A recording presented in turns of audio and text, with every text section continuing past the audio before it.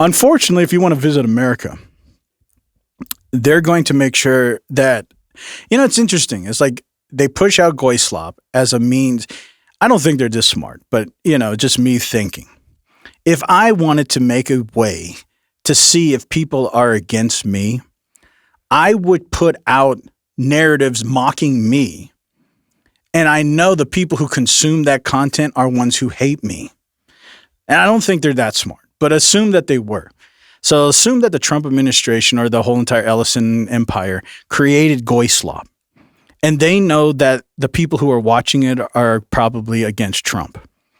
And so if they wanted to make sure to find who is against the administration, all they have to do is go through your social media and find out who's been watching the goy slop. But if you want to vacation into America and you've been watching goy slop, unfortunately, you're going to be banned. Because now the United States government wants to put out I don't know, it's not really a restriction. It's more of a mandatory investigation. If you want to visit America, just visit, you have to give the United States government 5 years of access to your social media consumption. And they have to go through that to verify what kind of content you've been watching. And if you've been watching things that they deem as unapproved, you are going to be restricted from access to even visiting the United States. So to make sure the goy slop doesn't stop. Visit the US in the next few years, be prepared to hand over a lot more personal information. The US Border Force is planning changes that would require Aussies to disclose social media, biometrics and family details before they let you in. The proposed changes affect travellers from 42 countries who are able to visit the US without a visa, instead getting an electronic travel authorisation known as an ESTA. This includes Australia, New Zealand, the UK and many European nations. The US Border Force wants to increase the amount of information they are collecting, including making it mandatory to hand over 5 years' worth of social media data. This could impact whether you are let into the country. If Customs sees something on your accounts they don't like, they can deny you entry. They are also planning on collecting more information about you and your family. The proposal says that where feasible, they will collect biometric information, including fingerprints, iris scans and facial photos. You may be also required to submit data about your parents, spouse, siblings or children, which include their phone numbers, residencies, as well as place and date of birth. The changes haven't been approved yet, but some immigration lawyers warn they could lead to a chilling of free speech. Them jokers, She said dadder. Yeah, I don't know where I think this person's from Australia because these people are being affected too. But I can tell. These jokers are saying, 5 years of social media is the lowest thing. We need family data, birth records. We didn't know what you ate last night. You mean family dadder? Yeah, we need to know if you got buy now, pay laters, 15-year mortgages on burritos. We need to know if you've been doing SA. We need to know anything. But they're never going to know what I did last summer. It just depends if they're into wearing masks. But I think they are. Yeah. But will they know what I did last summer? No. Good.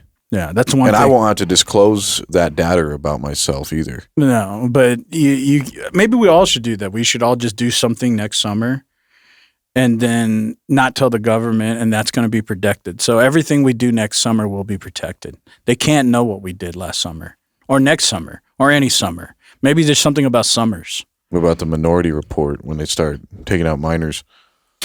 Well, that's a double entendre because there's multiple minorities.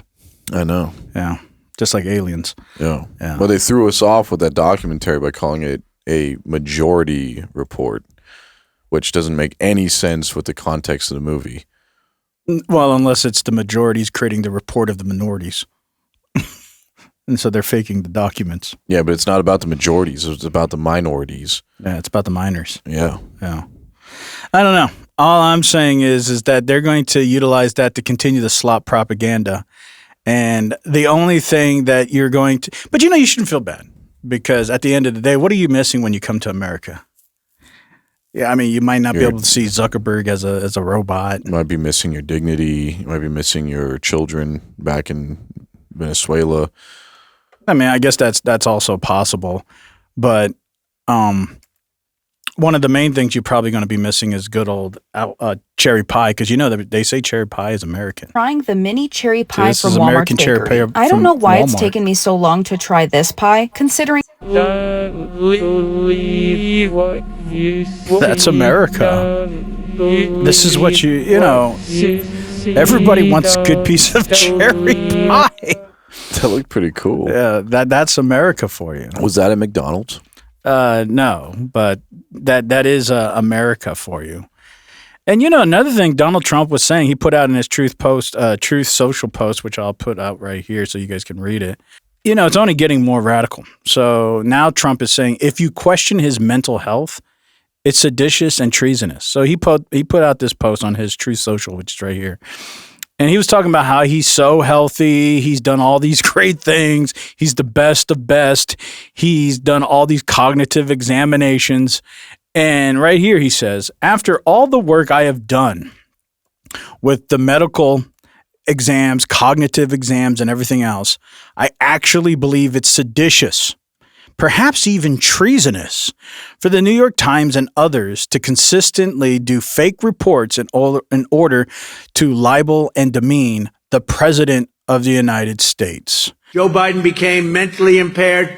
Kamala was born that way. So if you question Donald Trump's mental health, you're treasonous, and you're going to be possibly put on a list. And you're not talking about like Craigslist or Angie's List. No, I'm talking about this FBI list, and we'll get into that in a little bit. But So he's making a list and he's checking it twice. yeah, and if you question his mental health, he's going to lump you with coal. Is it activated coal or deactivated? Oh, of course, it's activated. It's always activated Oh. because he's on Spur. He's on 10. Yeah, because I like my cream of wheat extra lumpy. But if you want to make the best goy slop possible, what do you got to do, colleague? You can start by making AI videos of eating dogs, I guess. I guess that is another goy slop. Whoa.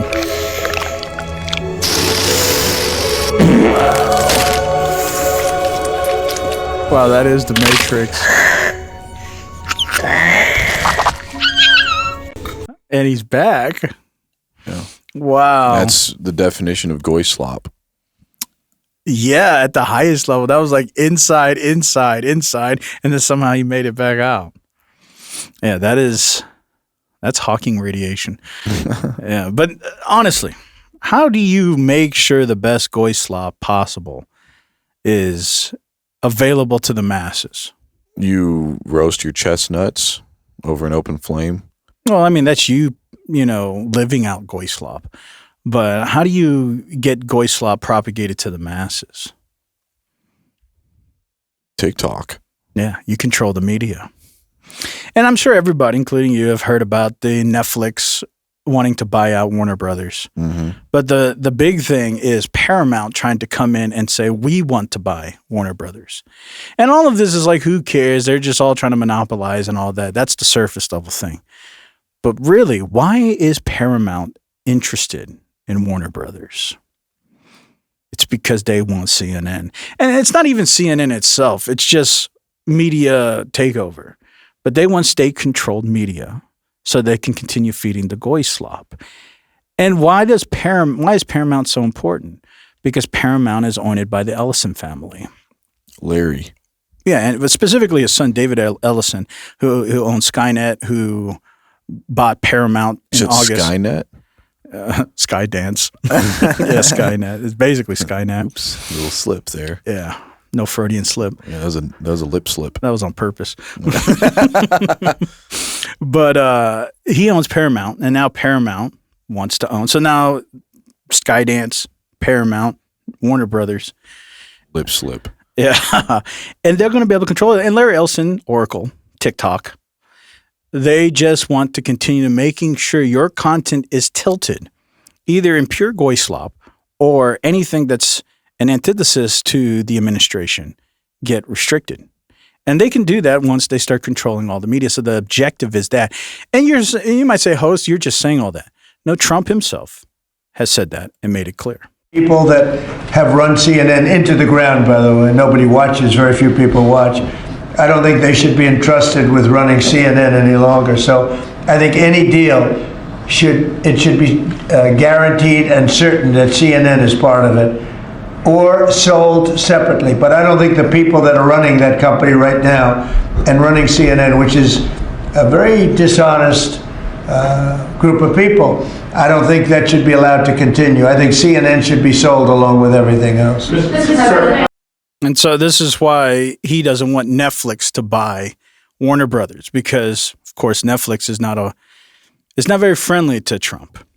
And so he wants his buddies to own it. So this is what's going on with the Paramount takeover. Trump is trying to put Warner Brothers Studio, HBO Max, and CNN in the hands of one of his closest allies. Here's everything you need to know. Last week, Netflix shocked Hollywood by announcing an $83 billion deal to buy Warner Brothers Discovery, putting the massive movie studio, HBO, and HBO Max under control of the largest streaming platform in the world. But as I warned in a video last week, this is not a done deal, because Paramount, which is now controlled by one of Trump's favorite oligarchs, Larry Ellison, just launched a hostile bid to snatch Warner Brothers away. After the Ellisons merged Paramount with Skydance Media just a few months ago with Trump's blessing, they're eager to expand. But they don't just want to buy Warner Brothers movie studio and streaming services. They also want their cable networks, including CNN, TNT, Discovery, HGTV, and the Food Network. All of it. And to make this deal happen, Paramount is pulling every lever they have with Trump. They secured new investors, including Jared Kushner's private equity fund, as well as the sovereign wealth funds of Saudi Arabia and Qatar, both of which have heavily invested in Trump projects in the past. According to the Wall Street Journal, the Ellisons also personally assured Trump that if they win the bid, they'll make sweeping changes at CNN,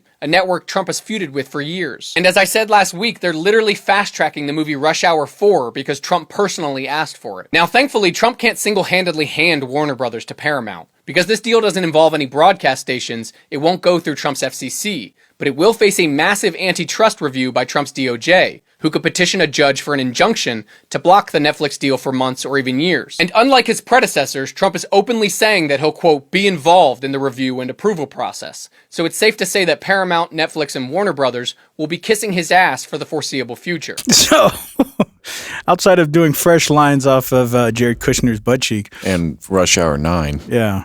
Like, that's what Trump's worried about. He's like, hey, guys, you need to put all this on pause. I need Rush Hour 4 today. Why are you guys holding this back? I, the greatest president of the world, I'm telling you, give me Rush Hour 4.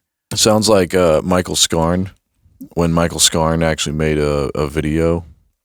No, on Michael's, The Office show. Oh, yeah. Michael Scarn made his own flick. Mm-hmm.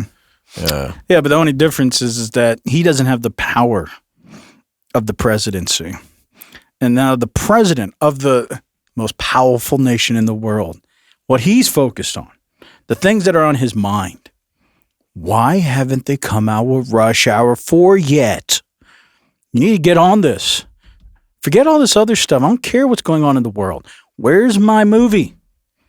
And, Larry Ellison, yes, sir, absolutely. We'll get right on it. If you let us take it over, we'll give you your Rush Hour 4 next week.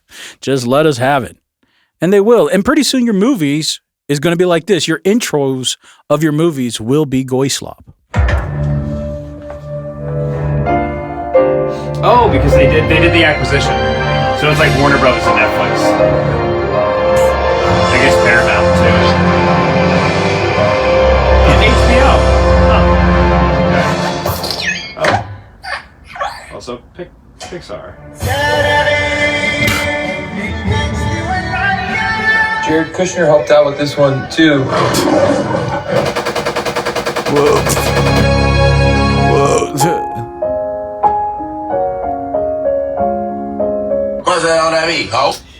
This might not be the best. Yeah, let's turn this off. Pretty soon that's where your movie intro is going to be. It's just going to be a goy slob intro. You're not even going to have a movie. It's just going to be a bunch of credits. Yeah, well, it seemed like he was fine with everything except for Woody Allen. Woody Allen. Well, I couldn't blame him for that. When Woody Allen when he said, yeah, that's when he was like, all right, turn this off. Everything else was fine. But that's the question at hand. How close are we getting to being ultimately controlled by state media? We're getting very close. I think we're already there. I think that's what I was saying. I just don't think we're accepting the fact that we're already there. I'm having a hard time to accept it. Yeah, well,